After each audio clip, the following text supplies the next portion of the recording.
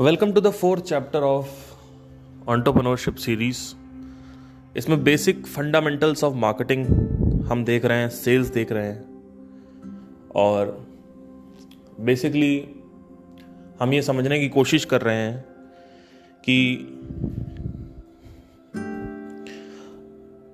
कैसे इसको figure out करें इस गेम को। तो आज का जो टॉपिक है वो है how to beat the competition, यानी red ocean versus blue ocean.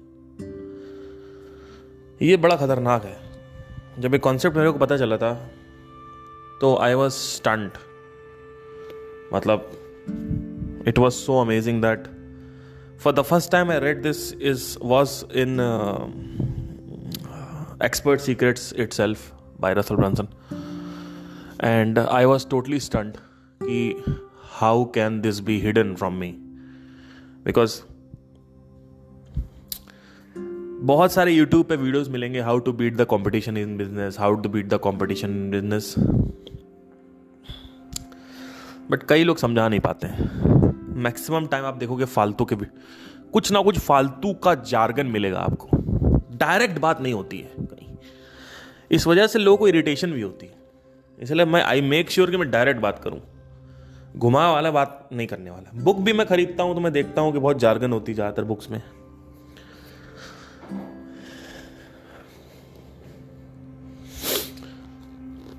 Red ocean blue ocean जो है एक बुक आई थी ब्लू ओशन स्ट्रैटेजी करके। अगर आपके अंदर पोटेंशियल है उस बुक को पढ़ने के लिए तो उस बुक को जरूर पढ़ें। Blue ocean strategy, blue colour की बुक है। आई थिंक आपको फ्लिपकार्ट पे 600-700 रुपए की मिल जाएगी, नहीं तो आपको PDF फ्री मिल जाएगा गूगल पे। तो जैसा कि मैंने आपको पहले भी बता रखा है, अंतःकरण को सही करना जरूरी है। मतलब आप पिछले 20 साल से, अगर आप 20 साल के हो, जब से आपने होश संभाला है, आप ऐसे लोगों के साथ रह रहे हो जो लोग ये बिलीव करते हैं कि UPSC, बैंक की तैयारी, गवर्नमेंट जॉब्स ही एक अल्टीमेट आंसर है। तो आपके अंदर जो रूट्स हैं वो एक्चुअली अंदर दबी हुई हैं। इसी वजह से आपको विश्वास नहीं होता है कि पैसा कमाना आसान है ना, या एक उसकी जो पॉसिबिलिटी, पैसा कमाना पॉसिबल है, आसान नहीं है, पॉसिबल है।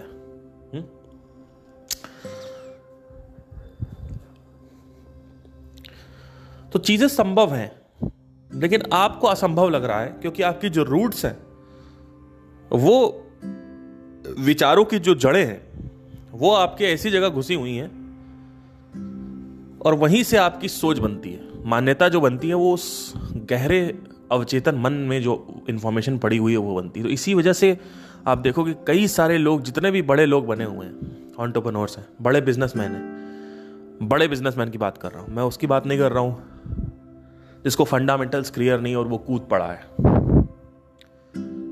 ना। फंडामेंटल्स क्लियर होने चाहिए। अगर आप कूद गए तो खत्म हो जाओगे आप। फंडामेंटल्स क्लियर करने के साथ इंफॉर्मेशन तो आती है, मान्यता भी आती है कि हाँ मैं कर सकता हूं। तो इसी वजह से मेंटल ब्लॉकेज है, ये बहुत बड़ा मेंटल ब्लॉकेज है जिसकी वजह से लोग नहीं कर रहे हैं, नहीं कर पा रहे हैं और विश्वास भी नहीं आता उनको। ठीक है, तो आज का जो कंपटीशन, आज का जो टॉपिक है वो है कंपटीशन के बारे में। ठीक है, अब ये जो इंफॉर्मेशन मैं दे रहा हूं ये मेरी खुद की सेकेंडरी ऑब्जर्वेशन है मेरी, और प्राइमरी जो है वो मैंने बुक से पढ़ रखा है। पहले मैंने बुक से पढ़ा, फिर ऑब्जर्व किया, फिर बता रहा हूं।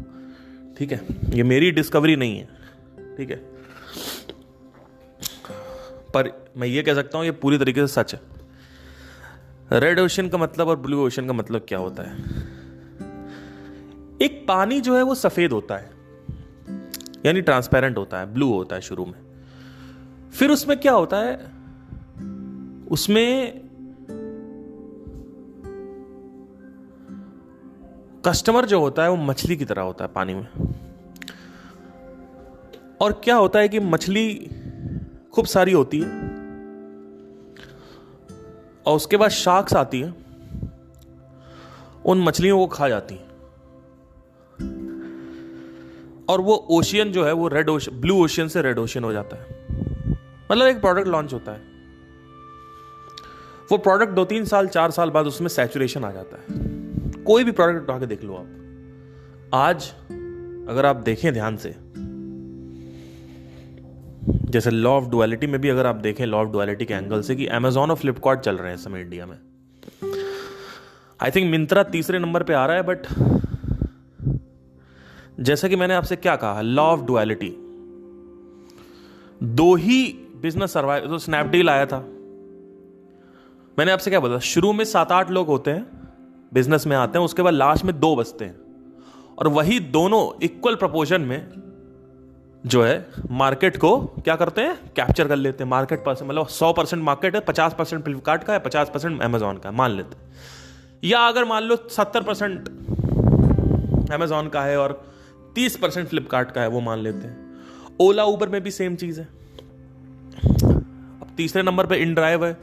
इनड्राइव जो है वो स्ट्रगल करेगा, उतना कभी मार्केट शेयर उसका होगा नहीं, अगर होगा भी तो 3-4% होगा, ज्यादा नहीं होगा। मार्केट शेयर क्या होता है, think about it like a cake. एक केक में कितने लोग हैं, उसमें से कितना परसेंट आपको मिला, कितना परसेंट दूसरे को मिला, कितना परसेंट तीसरे को मिला, वो होता है मार्केट शेयर। कि 100% मार्केट शेयर है तो 30% पेप्सी का है, 20% स्प्राइट का है, 10% कोक का है। ऐसे करते करते मार्केट डिवाइड हो जाते हैं। पर लोगों को ये नहीं पता है कि कोक, स्प्राइट, फैंटा, 7 अप, ये सब कोका कोला या पेप्सी की ही है। राइट। तो समझने की कोशिश करो कि एक मार्केट जो है वो होता है शुरू में, यानी जो ओशियन होता है वो रेड होता है, ब्लू होता है। उसके बाद एक प्रोडक्ट लॉन्च होता है, वो शार्क उस एरिया को कॉन्कर कर लेती है, डोमिनेट कर लेती है और खा डालती है। और जो बचे कुछ स्क्रैप्स होते हैं, यानी थोड़ा बहुत मांस वगैरह, वो आपके लिए होते हैं, यानी वो इनके लिए होते हैं, जो जैसे कि मिंत्रा हो गए, स्नैपडील हो गए। है ना। समझने की कोशिश करना मैं क्या कह रहा हूं।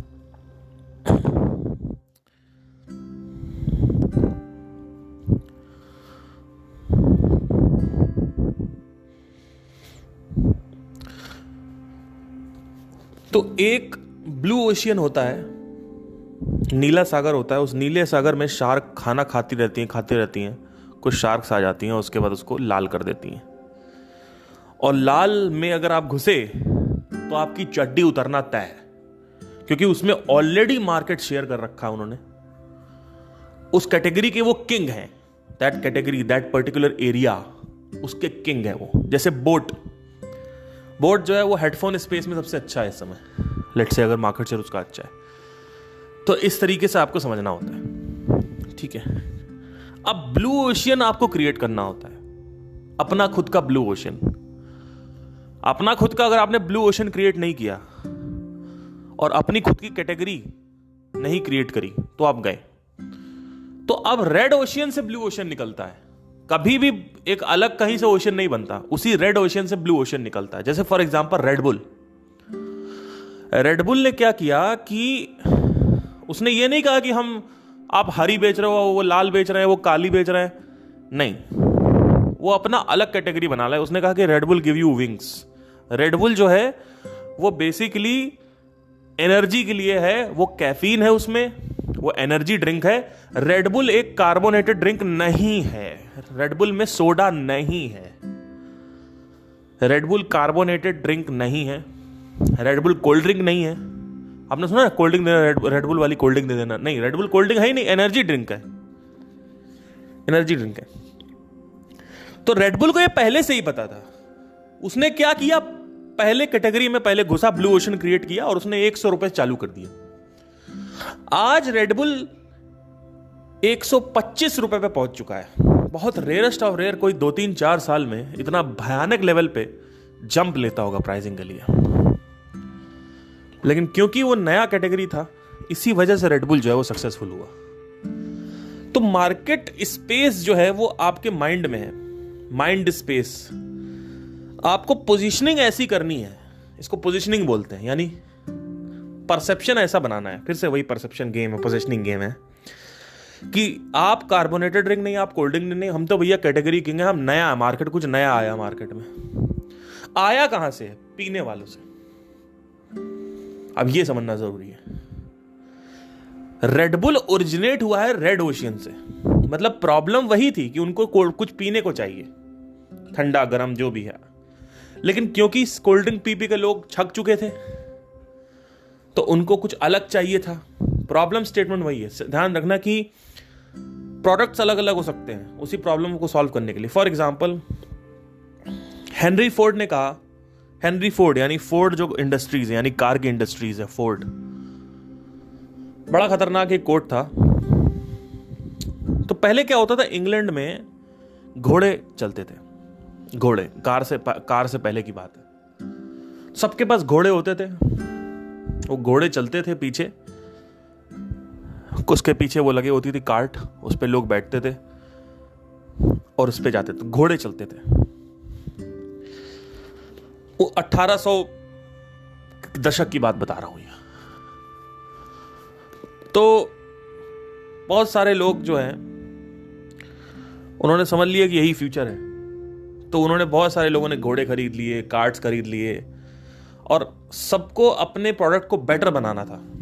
मतलब हमारा घोड़ा जो है वो घोड़ा है अच्छा, ज्यादा ये थोड़ा ज्यादा फास्टर घोड़ा है ना, ये थोड़ा बड़ा घोड़ा है, और या तो पीछे आप बैठ रहे हो जो उसकी कुशनिंग है, कुशनिंग यानी जो सॉफ्टनेस है, यानी पीछे बैठने का जो वो है, जो आपका वो कार्ट बोलते हैं जिसको लेके जाता है वो,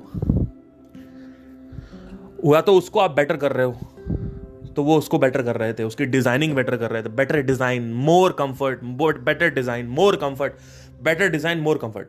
तो दे वर इंप्रूविंग द एंटायर ऑफर।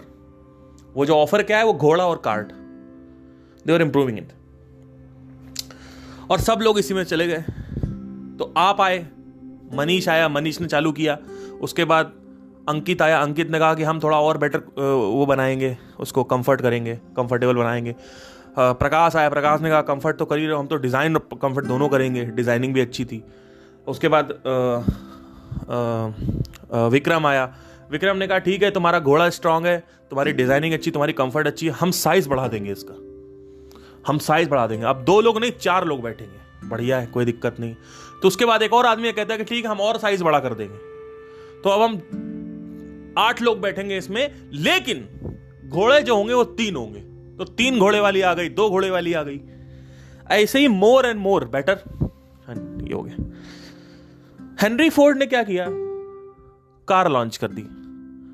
अब जब कार लॉन्च कर दी तो पूरा का पूरा जो बिजनेस था वो ढहने लगा।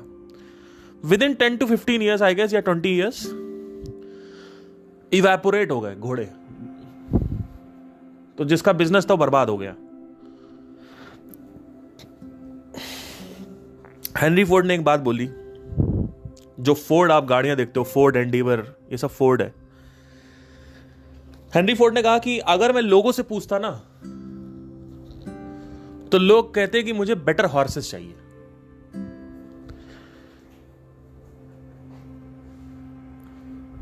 तो लोगों से मत पूछो। फिर स्टीव जॉब्स आए कुछ सालों बाद, 1 शताब्दी बाद, 100 साल बाद। उन्होंने एक बात बोली, उन्होंने कहा कि जब तक हम लोगों को दिखाएंगे नहीं, तब तक लोगों को ये पता कैसे चलेगा उनको चाहिए क्या। मतलब लोगों से मत पूछो कि उनको क्या चाहिए, उनको दिखाओ कि देखो ये एक नई चीज है। इसी वजह से आईफोन टच स्क्रीन का निर्माण हुआ। 2007 में उन्होंने लॉन्च किया। He was the first person to launch the touch pad, touch screen. So he created a blue ocean. Then again he, in 2001 and 2002, he created a blue ocean with the Walkman and earpods. ठीक है। तो पहले हम लोग Walkman में सुनते थे cassette लगा के, उसके बाद उसको बेटर कर सकते थे, उसको और अच्छा कर सकते थे, उसमें और फीचर्स डाल सकते थे, लेकिन वो हटा दिया। उन्होंने कहा कि भैया एक छोटा सा होगा, वो जेब में रख लो और उसमें हेडफोन लगा लो, उसमें रिकॉर्डेड चिप होगी, वो रिकॉर्डिंग कंप्यूटर से डलवा लो। लॉन्च कर दिया उसको, ईयरपॉड्स, उसके बाद वो चल गया। तो वो भी इनोवेशन था। तो blue ocean is all about innovation. Google is there, then ChatGPT came. ChatGPT created his own new category. You need to understand this. What are you doing? You are a dancer. Let's say.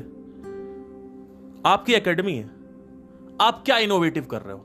Innovative change लाना है आपको. अपनी खुद की category बनानी है.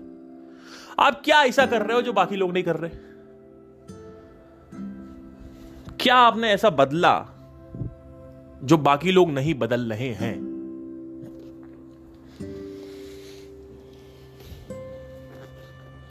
यहां पे आपको दिमाग लगाना है कि आप ऐसा क्या कर रहे हो. भाई प्रॉब्लम स्टेटमेंट है कि मुझे वेट लॉस करना है. ये प्रॉब्लम स्टेटमेंट है. प्रॉब्लम स्टेटमेंट वही है, प्रोडक्ट बदलते रहते हैं. आज भी लोगों को इंफॉर्मेशन ही चाहिए, लेकिन पहले गूगल देता था, अब चैट जीपीटी दे रहा है. लेकिन the way they are giving out और they are the solution has to be innovative. Problem statement change नहीं होगी. लोग सोचते हैं कि एक काम करते हैं, प्रॉब्लम स्टेटमेंट. अरे प्रॉब्लम तो वही है भाई. घोड़ा में आदमी क्यों घूमता था? आदमी को कम्यूट चाहिए था भाई. आदमी को ए पॉइंट से बी पॉइंट जाना है, कम्यूट चाहिए, कन्वेंस चाहिए. तो प्रॉब्लम वही है कि आई नीड टू कम्यून. तो घोड़े से करवा लो, फिर कार से करवा लो, तो प्रोडक्ट बदलता रहता है. सोल्यूशन जो है बदलते रहते हैं. बेटर सोल्यूशंस आते रहते हैं, फास्टर सोल्यूशंस आते हैं, बेटर आते हैं. फिर उसका सोल्यूशन में एक बहुत बड़ा चेंज, कैटेगरी चेंज हो जाती है सोल्यूशन की. जब एक कैटेगरी चेंज हो जाती है, इसको ब्लू ओशन बोलते हैं. अब वहां से जब कारों का निर्माण हुआ, तो वहां से उन्होंने अपनी खुद की अपनी एक ये बना दी. अब घोड़े मिलते थे वहां पे $20-30 में. कारें स्टार्ट हुई $500, $600, $400 उस वक्त 1800 शताब्दी में. चक्कर क्या है सारा का सारा? गाना लोगों को सुनना था. पहले लोग वॉकमैन से सुनते थे, कैसेट लगा के. उसके बाद ईयरपॉड्स आ गए. एप्पल ने इनोवेटिव सोल्यूशन लॉन्च कर दिया. प्रॉब्लम वही है, गाना सुनना है. Music, entertainment, musical entertainment is the problem. I want to listen to the music, this is the problem. तो कैटेगरी कैसे बदल रहे हो? अब तुम डांस करवा, डांस करो. डांस में ऐसा क्या ला रहे हो तुम? सिंगिंग में भी यही हुआ भाई. सोनू निगम आए, सोनू निगम आए, सोनू निगम आए, सोनू निगम चलते रहे. इधर से केके आ गए, वो कह रहे हैं हम वेस्टर्न लेके आ रहे हैं. तो केके की अगर आप पर्सनालिटी देखेंगे तो अलग है.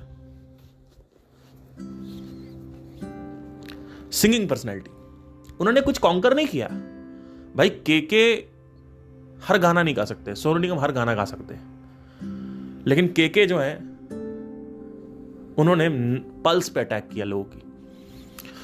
लोगों को क्या चाहिए था?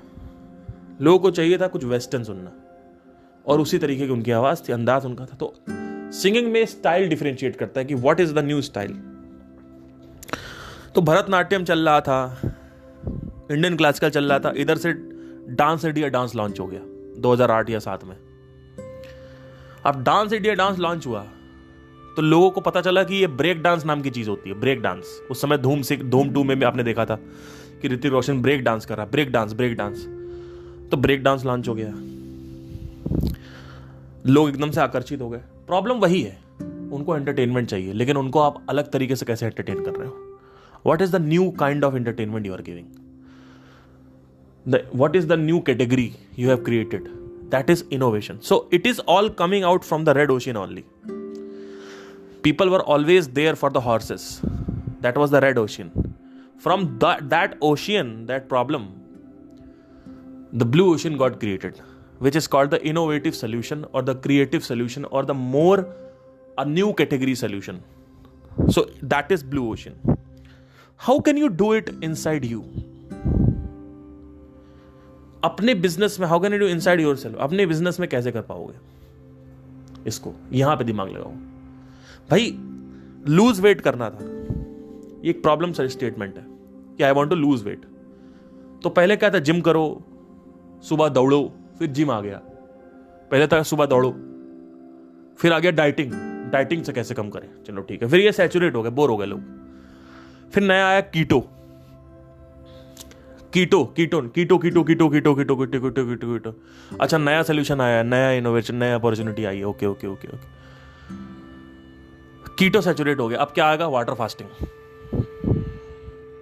वाटर फास्टिंग अभी नहीं आई, अभी लोग पता नहीं कि water fasting is a better way, there is a better way water fasting.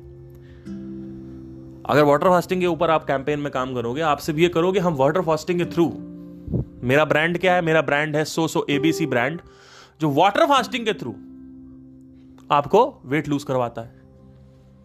तो अब क्या होगा? You have not done better, you understand? आप अपना जिम बेटर नहीं बना रहे हो।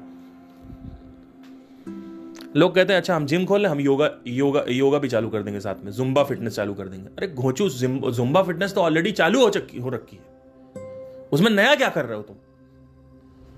क्या जिम ऐसे नहीं है जो जुम्बा फिटनेस करवा रहे हैं? अच्छा हम डांस भी करवाएंगे, डांस भी करवा रहे हैं लोग। आप कस्टमर के पॉइंट ऑफ व्यू से देखो ना, कस्टमर वहां डांस करने आ रहा है या जिम करने आ रहा है, या उसको वेट लूज करना है? समझने की कोशिश करो। तो आप ऐसा क्या कर रहे हो? What new thing you are doing? क्योंकि अगर आपने वही किया जो सब कर रहे हैं, तो फिर आपको प्राइस गिराना पड़ेगा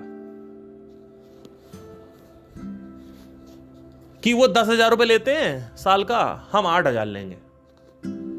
फिर कोई आदमी आएगा 1.5 साढ़ा, वो कहेगा 7,000। डिस्काउंटिंग, डिस्काउंटिंग कोई भी ऐरा गहरा नत्थु गहरा पहली क्लास फेल, दूसरी क्लास फेल कर देगा। उसमें क्या आपने चैलेंज किया? उसमें क्या आप नया कर रहे हो? उसमें क्या उखाड़ दिया आपने? डिस्काउंटिंग ही तो कर रहे हो आप कहते हो मैं बिजनेसमैन हूं। अरे भैया डिस्काउंटिंग कर रहे हो, you just on the basis of discounting. उसमें आप नया क्या कर रहे हो? तो जिम में आपने कहा मैं वाटर फास्टिंग लेके आ गया, तो आपकी पोजीशनिंग अलग हो गई। अल्टीमेटली अगर आप पूरा का पूरा पैटर्न पकड़ने की कोशिश करेंगे, तो आपको समझ में आएगा कि साला बाप रे बाप, it's all about creating new thing, that's it, which is resembling, which is communicating with the problem statement, not कि कुछ भी नया, कि चमगादड़ की ड्रेस बना दी आपने कि देखो हम चमगादड़ की तरह। अरे भैया नहीं खरीदने वाले लोग उसको, चमगादड़ कौन पहनेगा? ठीक है, नया क्या कर रहे हो? What is the new creative solution you are giving out, which is better, far far far better than the red ocean product? Also remember that the problem statement is the same. The problem never changes, only the solution changes. So it's all about innovation.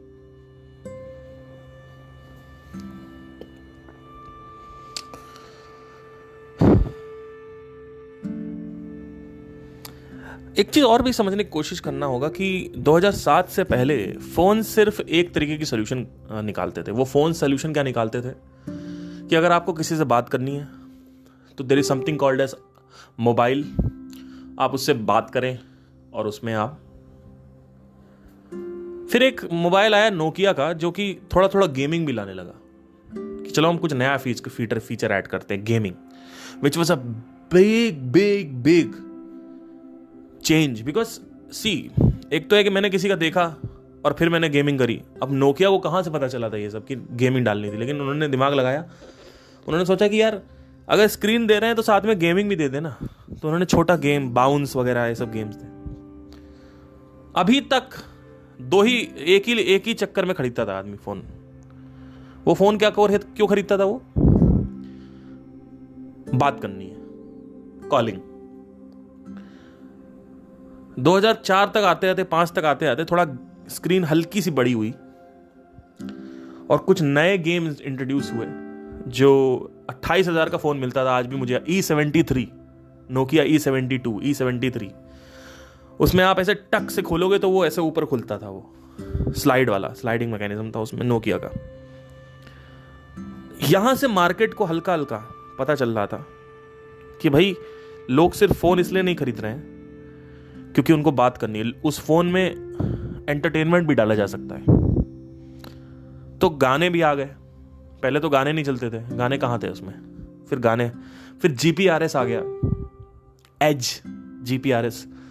तो यहां तक जब दिख रहा था हल्का हल्का, तो मार्केट आपको हिंट देता है। तो स्टीव जॉब्स ने यही किया, पकड़ लिया वो हिंट। उन्होंने कहा कि हम फोन को सिर्फ फोन नहीं, 2007 तक आते हैं तो फोन बात करने वाला नहीं था, अब फोन एंटरटेनमेंट यूनिट हो गया है। तो फोन की जो गेम है वो अलग हो गई। अब वहां पे आते हैं जहां पे पहली बार नोकिया ने गेम लॉन्च किया। कैसे पता चला उसको कि लोगों को गेम भी चाहिए? क्या मार्केट ने कम्युनिकेट किया था? नहीं किया था। इसी वजह से स्टीव जॉब्स ये बोलते हैं कि जब तक लोगों को दिखाओगे नहीं कि लोग क्या चाहिए, तब तक कुछ नहीं होने वाला। तो आप ये लोगों से मत पूछो कि उनको क्या चाहिए, है ना। देयर आर केसेस जहां पे आपको नहीं पूछना होता है लोगों से। अगर आप पूछते हो, हेनरी फोर्ड ने यही बोला, उन्होंने कहा कि अगर मैं लोगों से जाके पूछता कि लोग क्या, वो कहते हैं मुझे बेटर हॉर्सेस चाहिए, बेहतरीन घोड़े चाहिए और अच्छे घोड़े चाहिए। लोग, क्योंकि लोग वही देख रखा है लोगों ने, ठीक है। तो जब तक 2007 में लॉन्च हुआ, it was a big game changer. Now the mobile phones were not for just communication, mobile phones were for entertainment unit also. So there are two things which mobile does, उसके अलावा वो कुछ नहीं करता है।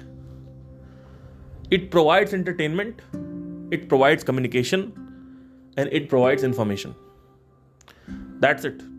और वो क्या करता है मुझे बताइए, और क्या करता है फोन आपका? तो it was a big game changer. So there are also things which you have to understand कि रेड ओशियन क्या बोल रहा है। हो सकता है वो उसको ना चाहिए, आपको अंडरलाइंग प्रॉब्लम देखनी है। और हो सकता है कि प्रॉब्लम यही थी कि हमको केवल बात करना है अपने अमेरिका के चाचा से, लेकिन आपने उसको साथ में, नोकिया ने क्या किया कि गेमिंग, स्नेक, पहला गेम शायद स्नेक था, वो स्नेक गेम ने चेंज कर दिया। उस स्नेक गेम ने, वो जो स्नेक गेम था, उसने पूरी की पूरी हिस्ट्री बदल डाली। It was a historical moment. उसने ये दिखा दिया कि लोग मोबाइल पे गेम भी खेलना चाहते हैं। तो अब वहां से एक द्वार खुल गया, एक डोर खुल गया। उन्होंने कहा भाई ये तो अब तो और अच्छा, तो अब वहां से बेटर और मोर ये रेस चालू हो जाएगी। वही हुआ, बाउंस आ गया, गेम कलर्ड आ गया, जीपीआरएस आ गया। फिर E72 जब तक लॉन्च हुआ, 2006 की बात है, 28,000 का मिलता था, आज भी याद है मुझे। उसका ऐड आता था नोकिया E72 का, N72 लॉन्च हुआ। वहां तक आते अगर आप देखेंगे तो वहां तक उसमें काफी गेम्स थे। लैडर था, स्नेक का काफी बदल गया, मोटोरोला के कुछ फोन्स आए थे फ्लैप वाले, और जीपीआरएस थोड़ा सा टेक्नोलॉजी थोड़ी सी बेटर हुई थी, कलर्ड थी, वीडियोस देख सकते थे, बहुत सारी चीजें आ गई। तो ऐड होता गया, फिर टच आ गया, एकदम से इनोवेशन, ब्लू ओशन क्रिएट हो गया। हटा ही दिया वो बटने। ब्लैकबेरी उस समय क्या कर रहा था, क्वालिटी कीपैड लेके आया था, क्वालिटी। आईफोन ने क्या किया, आईफोन कहा कि हम हटा ही देंगे, उसने पूरा स्कैन कर दिया। तो it was all about innovation, it was all about creativity. How can you make that problem more convenient, more easier, sort it out. So आपके बिजनेस में कैसे काम करेगा? मैं अपना बताता हूं। आज से कुछ 14 साल पहले की बात है, 15 साल पहले की बात है, 2008 में चलते हैं। सितंबर में मेरे गुरुजी अपॉइंट हो गए मेरे को सिखाने के लिए। वो मेरे घर आने लगे और मेरे संगीत की शुरुआत चालू हो गई। मैंने रियाज करना चालू कर दिया, मुझे शुरू से संगीतज्ञ बनना था।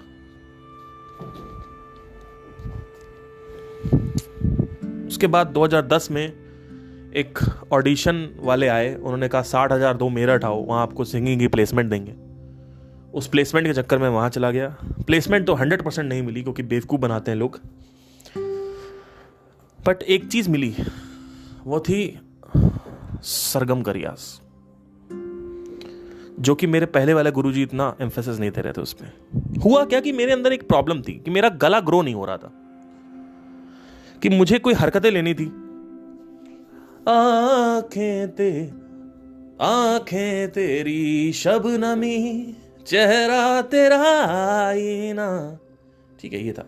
अब मुझे ये लेना था, आंखें आंखें तेरी शबनमी, आंखें तेरी आंखें आंखें ये लेना था मुझे। चेहरा तेरा आईना, तू है उदासी भरी। अब ये एक्चुअली गाने में नहीं है। कोई हंसी दास्तां, तो एक्चुअली गाने नहीं है। तो मैं ये मेरे किसी ने किया, तो मुझे समझ ही ना आया यार, मेरा गला ये ग्रो नहीं हो रहा है इसमें हरकतों में, और वो अगर ग्रो नहीं होगा तो नहीं कर पाएंगे तो दिक्कतें हैं। तो मैं सरगम का रियाज करना स्टार्ट किया। जब मेरठ गया, वहां पे मुझे सरगम का रियाज मिला। उस सरगम के रियाज में एक चीज मैंने डिस्कवर करी कि मैंने कहा कि अब ये जो गुरु हैं, इन गुरुओं से मैं नहीं सीखूंगा, क्योंकि मैं ऑलरेडी 3-4-5 साल सीख चुका था गुरुओं से। मैंने कहा अब बहुत हो गया। 2013 तक आते आते, 12 तक आते आते, 11 तक आते आते मुझे ये पता चल चुका था, कुछ डिस्कवर हुआ मेरी जिंदगी में।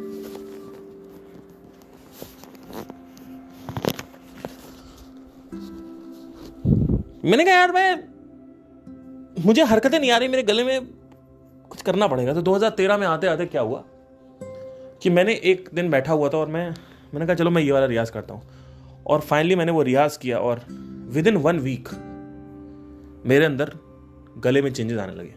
तो I discovered a new strategy which was totally different from the blue ocean, red ocean. I named the strategy. I called it Akar strategy. I have to yet name that strategy. This strategy was not a typical Riyaz strategy. This was a different kind of strategy. So this is how, if I communicate with the people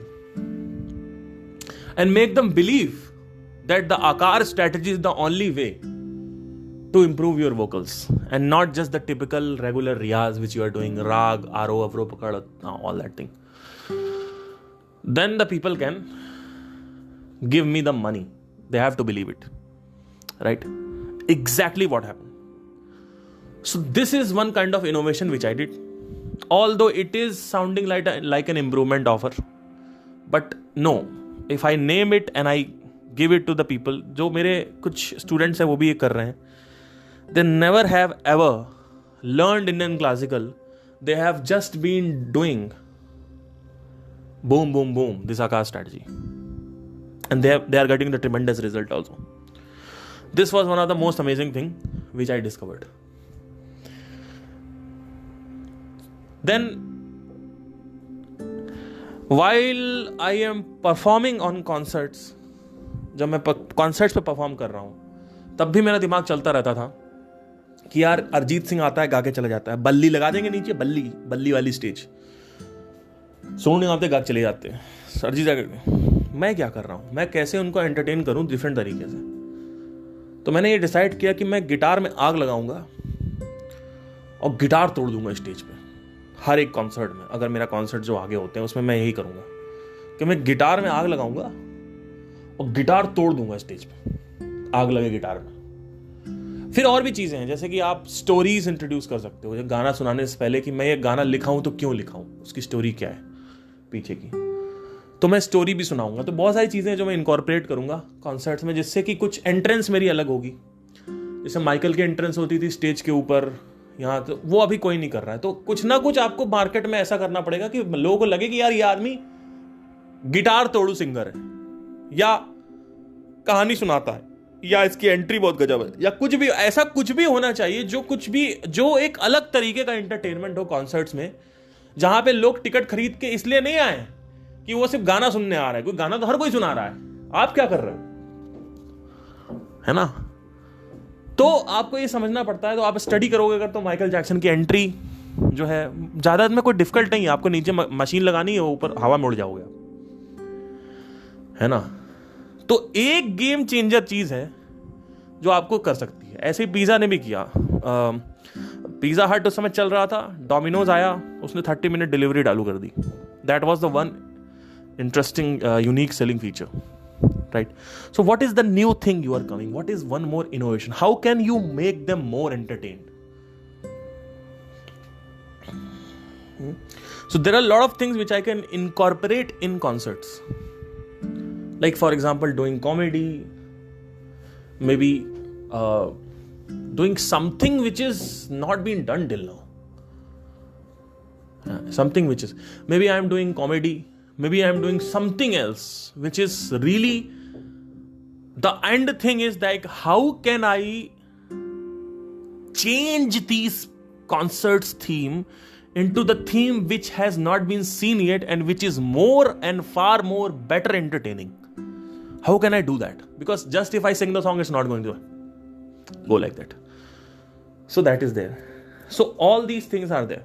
So यहां तक आपको शायद blue ocean red ocean समझ में आया हो। You have to create innovation strategy.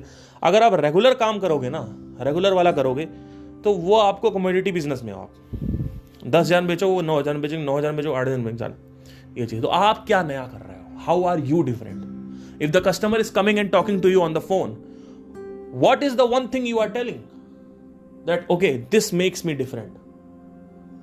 And the difference should not be just out of the box. ऐसा ही कुछ नहीं डिफरेंट बना देना कि चमगादड़ की ड्रेस बना दी, फैशन इंडस्ट्री में हो। No, the different must be from that problem statement.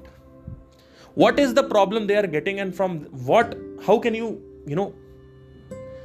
make a difference from that thing? So आप अगर ढूंढोगे क्रिएटिव सोल्यूशन तो आपको मिलेंगे. कस्टमर आए तो उसको ये दिखाना है कि मैं ये हूं, हम अलग हैं इस तरीके से, और वो प्रॉब्लम सॉल्व करें. जैसे फॉर एग्जांपल्स अभी जो हमारे पास कस्टमर्स आते हैं शोज़ के लिए, वेडिंग शोज़ के लिए, एनिवर्सरीज़ के लिए, एंगेजमेंट्स के लिए, क्योंकि अभी हम कॉन्सर्ट्स तो कर नहीं रहे हैं, अभी हम इसी में हैं, तो बहुत सारे लोगों के पास और भी जाते हैं वो. तो हम क्या करते हैं कि हम उनको लाइव डेमो प्रोवाइड करते हैं फ्री.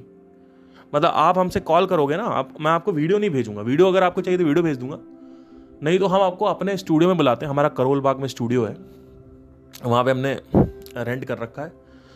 हम वहाँ बुलाते हैं स्टूडियो में, आप आइए अपनी फैमिली के साथ, 15-20 मिनट के लिए आप परफॉर्मेंस देखिए और आपको डायरेक्ट रूबरू होगा कि कैसा परफॉर्मेंस है. वीडियो समझ नहीं आता, क्योंकि वीडियो से कंफ्यूजन क्रिएट होता है. इस वजह से हम ये फ्री लाइव डेमो क्रिएट करते हैं. कोई नहीं कर रहा है दिल्ली में इस समय. We provide free live demo, कोई नहीं कर रहा है.